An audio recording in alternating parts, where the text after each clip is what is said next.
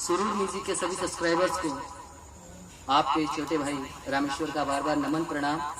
और हमारे चैनल पे जो भी बंधु नए हैं, आप समस्त बंधुओं से निवेदन है कि आप लोग हमारे चैनल को सब्सक्राइब कर लें, लाइक करें और ज़्यादा से ज़्यादा शेयर करें। आइए हमारे एक छोटे भाई जो कि हमारे एडिटर हैं राहुल कुमार, उनकी चॉइस है एक सैड सॉन्ग गाने की जो कभी मैं स्टेज पर गाया करता था।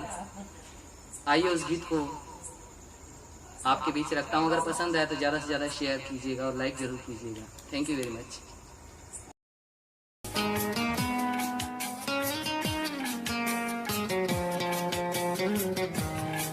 तोहरा गईला के बाद ऐसा नम कि कर खातिर जियब हम मिले आइल बड़ अंतिम मिलन कके हमरा जान तू रहम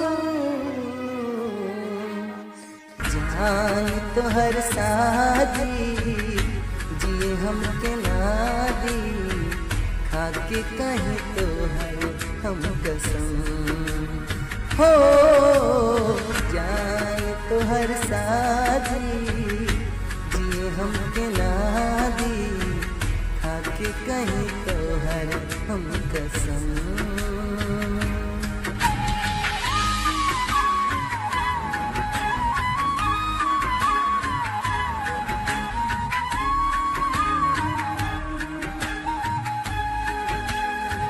बेवफा जिंदगी में हमारा अइलू काहे खाती एक दिन तू दूसरा के होबू बन के ओकर साथी।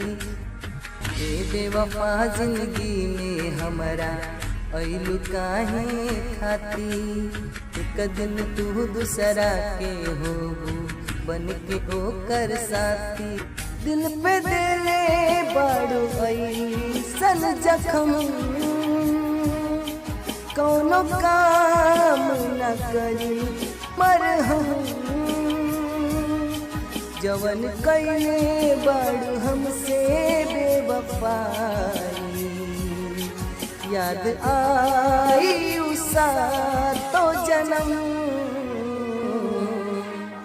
जान तोहर शादी जिए हमके नादी खाके कहीं तोहर हम कसम हो जान तोहर शादी जिए हमके नादी खाके कहीं तोहर हम कसम।